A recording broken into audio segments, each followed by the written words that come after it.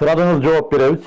Бүгүн мен каттардын ичинен бир катты тандап алдым. Ал турмуш курган үй бүлөдөн келген кат. Тагыраак айтканда, аялдан келген кат. Менин эримдин колунан эч нерсе келбейт дейт. Мына. Бирок ар нерсени мен чечем дей берет.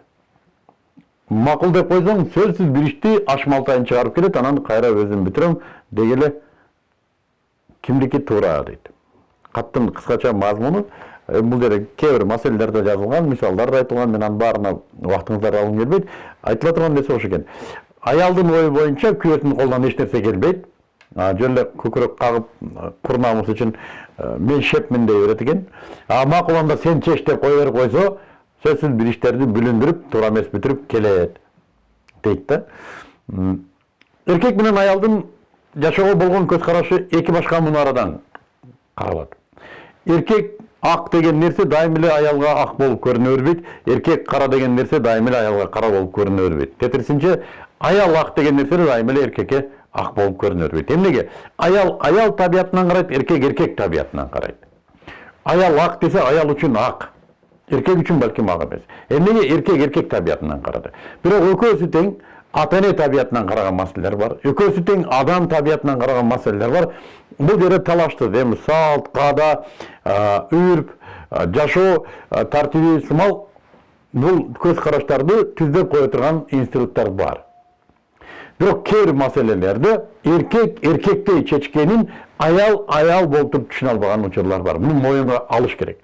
Аялдыгын моюнга алыш керек. Кээ бир аялдар данышмандыгы бар, айтат, эми буга биздин башыбыз жетпейт да, буну эркектер билет да дейт. Жоксо бул эркектер чече турган маселе да, эми өздөрү билип чечет да дейт.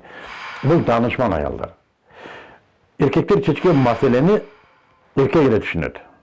Ошондуктан балким күйөөңүз чечип аткан маселени сиз аялдык мунарадан түшүнбөй аткандырсыз, балким. Анын үчүн эки жол бар. Же күйөөңүзгө калтырып коесуз бул маселени, же өзүңүз чечесиз. Же үчүнчү жолу сиз да эркектик мунарадан түшүнгөнгө аракет кыласыз. Бул такыр болбогон нерсе, эркек боло албайсыз баары бир. Ошондуктан эркектик мунарадан кароо дегени бул эркектер чечет да деп түшүнүү дегени.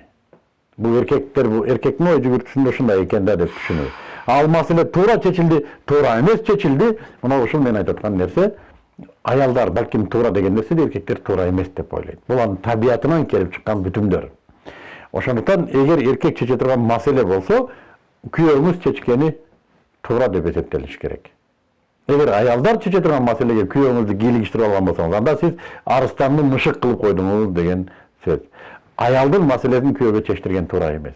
Албетте кээ бир аялдар бар, чоркок, колунда көтөргөн чынысы дайым түшүп жүргөн аялдар бар, чалынып жылган аялдар, ушул бинесени койгон жеринен таппай жүдөгөн аялдар бар. Аларга аргасыз күйөөсү кийлигишет. Бул эмне болду десем, байкуш эмне кылсын? Эми. Мына ушундай үй бүлөлөр да бар. Бирок эгер мен сиздин сөзүңүздөн байкасам, тың эле аял окшойсуз, тетирисинче мен шеф болом деген аял окшойсуз. Шеф болушуңуз керек, бирок өзүңүздүн чөйрөңүздө, өзүңүзгө берилген чектин ичинде. Күйөөлүгүн кылган жакшы. Кээ бир күйөөлөр бар, азыр күндө эчтеке чечкиси да келбейт, чечпейт да, жата берет телевизор көрүп. Кудай сактасын деңиз да, чечем деди, чеч деңиз. Чечтирип алыңыз. Маселени бүтүртүп алыңыз. Илгери бир кемпир айткан экен, элде ошол сөз калып кетиптир. 30 уулум болгончо осурак чалым болбойбу деп. Мына ошол кемпир күйөөнүн ким экендигин түшүнгөн кемпир. Кана эле ошол кемпирге мен чечем деген күйөөсү болсо, абышкасы болсо. Мына ушундай менин жообум. Урматтуу көрүүчүлөр, бизге чыгыңыздар, суроолорду бериңиздер, жооп бергенге аракет кылабыз.